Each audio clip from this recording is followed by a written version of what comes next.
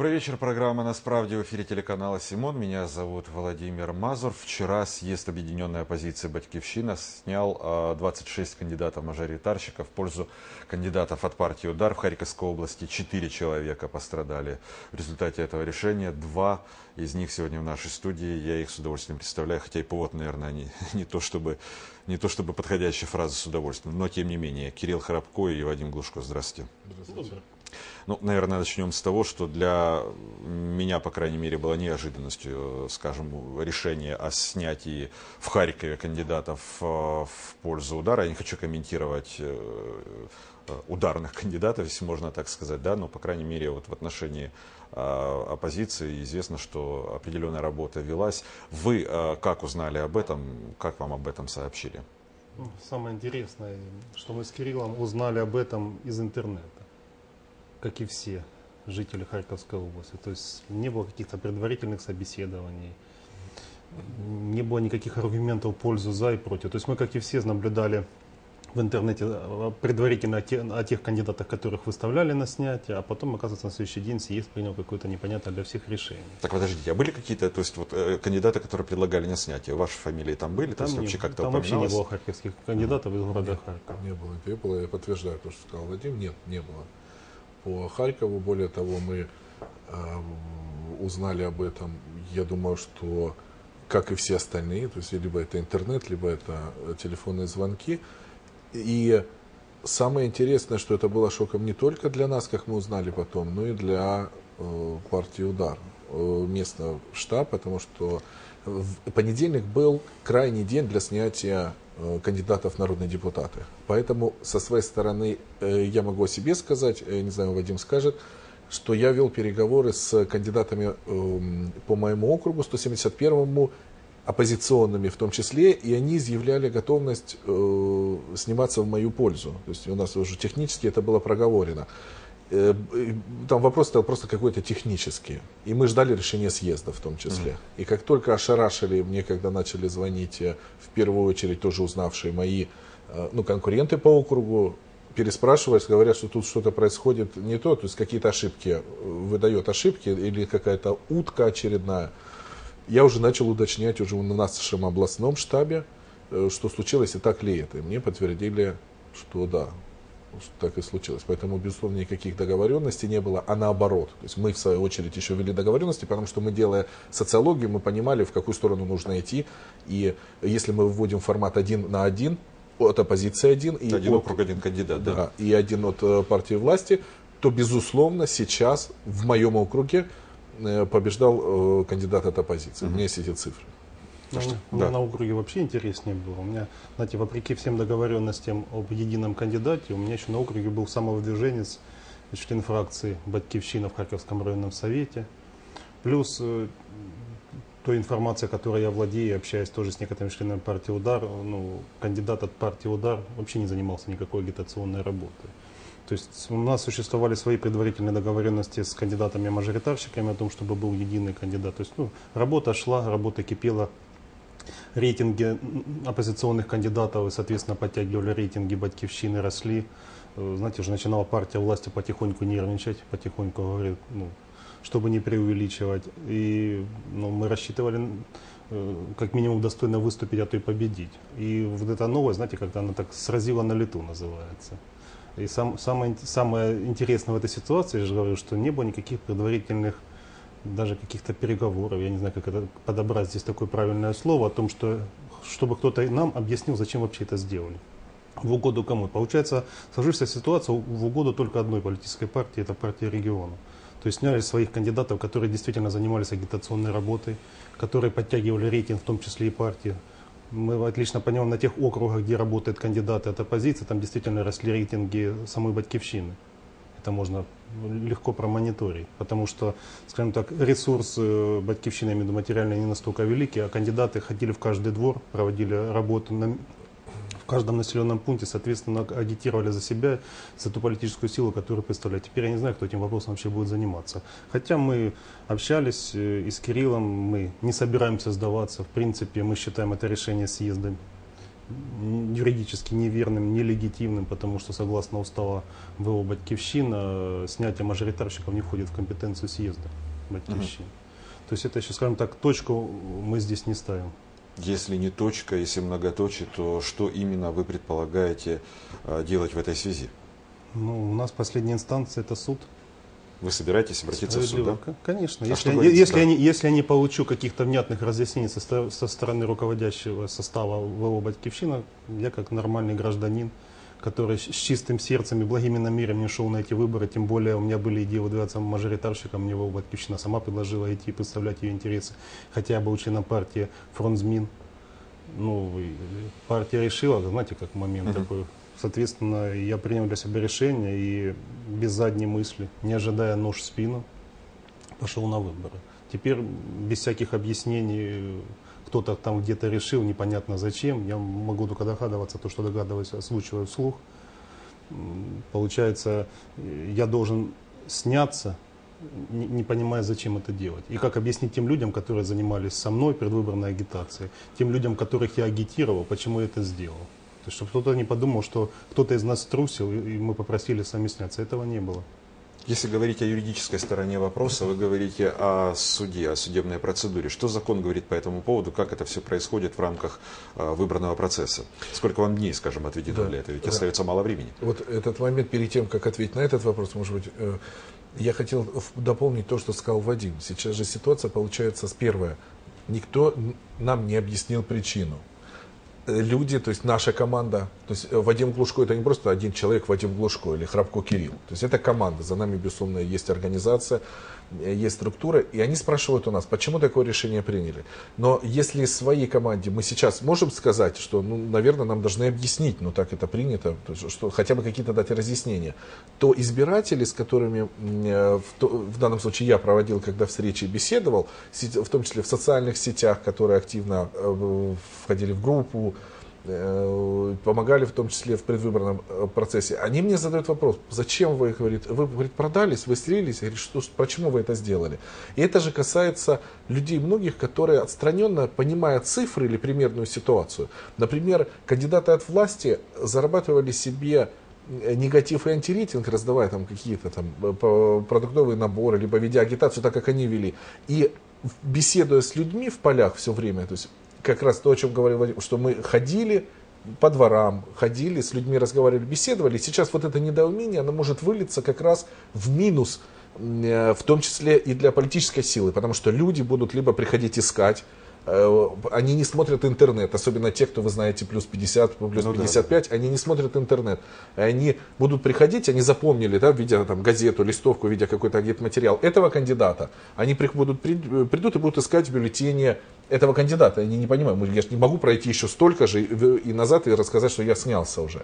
И я очень сомневаюсь, что кандидат от партии «Удар» сможет компенсировать своей активностью информацией о себе, в данном случае в моем округе. Я с уважением к нему отношусь, но у меня есть по этому поводу ряд сомнений. И вот этот момент, он может сыграть, к сожалению, не в пользу уже не только мне, да, как кандидату, не знаю, бывшему или не бывшему, как сейчас мы официально еще информации не было на сайте ЦВК, а и в принципе политической силы. И это обиднее уже вдвойне. Вот этот момент, потому что я хотел акцентировать внимание, потому что это действительно проблема. Я вас понимаю. Судебный вопрос. Сколько это может длиться и, в принципе, как это вообще возможно до конца выборов, во что это может вылиться? То есть вас могут оставить кандидатами, но при этом вы теряете статус оппозиционного, то есть вы теперь самовыдвиженцы, или вы до сих пор остаетесь кандидатами от объединенной оппозиции, то есть как это все будет? Ну, по времени, в принципе, суды обязаны рассматривать там, с момента поступления день-два, но, в принципе, со своей практики я знаю, за время своей каденции я подавал не одно исковое заявление против партии власти по поводу признания каких-то их действий неправомочными, и суды рассматривают, допустим, сегодня подали, завтра рассмотрели. На подачу исковых заявлений у нас есть 5 дней. Здесь момент, понимаете, вопрос нашей оппозиционности никто не снимает. Здесь момент в другом. Мы, как представители сейчас ВО «Батьківщина», представляем интересы громады Харьковской области. То есть нам ВО «Батьківщина» по каким-то причинам тогда, они считали, что мы оппозиционные кандидаты, получается, да? Они нам делегировали права и полномочия быть кандидатами. Сейчас в угоду непонятных внутренних договоренностей, хотя мы все с вами опять же читаем из интернета, нет разъяснений у нас внутренних каких-то, что удар недоволен теми действиями, кого они сняли. Они спросили совсем другое. То есть получается, сняли не тех кандидатов, которых просили, а сняли тех, которых, наверное, не жалко, или я не знаю, как здесь правильно сказать. Но тут единственная логика получается, что есть рейтинг, да, то есть это как бы то, от чего можно отталкиваться. Вот кандидат слабый, вот сильный, мы уступаем вам, вы берете больше, да, вот вам показали, вот сутки прошли уже с момента съезда, вам показали хоть какую-то социологию, которая бы говорила о том, что вы слабее кандидатов от партии «Удар». Социологии проводились несколько у меня в округе. Первая проводилась, это кулуарно мне говорили, как раз представители, в том числе избирательного штаба «Удар». Говорили кулуарно, они делали свою социологию по округам. После этой социологии они приняли решение, на какие округи они, в принципе, в масштабах Украины хотели бы претендовать, а на какие нет.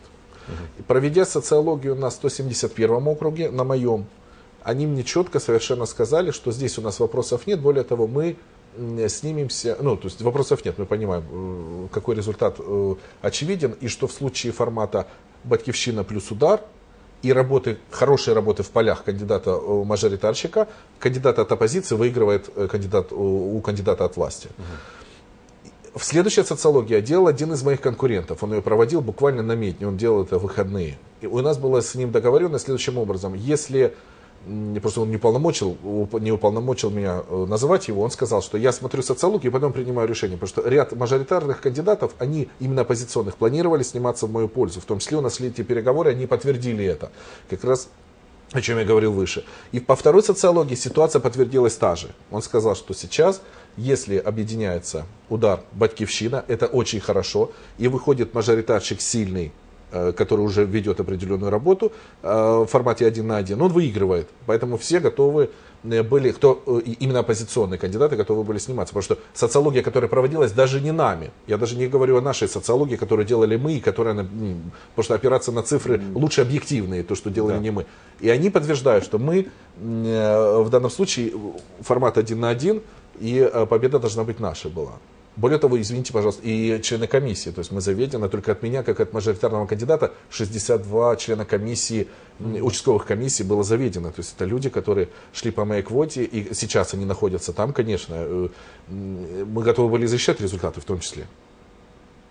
Хорошо, если не цифры, если не четкие рейтинги, есть еще один, наверное, мотив, он гораздо более туманный и расплывчат, но он все-таки есть так называемая партийная целесообразность. Да? Вчера в Харькове был лидер партии «Фронт-Змін» и один из лидеров объединенной оппозиции Арсений Яценюк. Он мотивацию на митинге приводил, говорит, что это укрепит позиции, да, оппозиционных сил и, в общем-то, приведет к еще большей и внушительной победе. Вам как-то, опять же, было что-то сообщено по этому поводу? Вы пытались встретиться с ним? К сожалению, я быстро отвечу, к сожалению, безусловно, есть такое понятие партийная целесообразность. И, безусловно, нужно свои амбиции все-таки убрать в сторону, потому что наша задача – это победа и большинство в парламенте. Но, к сожалению, объяснение, вот нам логику этих действий не объяснили. Мы в своем масштабе в каждом округе, мы понимаем, что мы, убирая нас, то есть 100% проходит кандидат от власти, без вариантов. Это все уже понимают. Как это в масштабе Украины может сказаться, и может быть действительно, я не знаю, я допускаю, что может быть действительно в масштабах Украины это очень выигрышный был расклад, но нам, к сожалению, этого не объясняют, и вот проблема. Ну, я надеюсь, может быть, еще все-таки все впереди. Да, есть скептическая улыбка, да, я понимаю.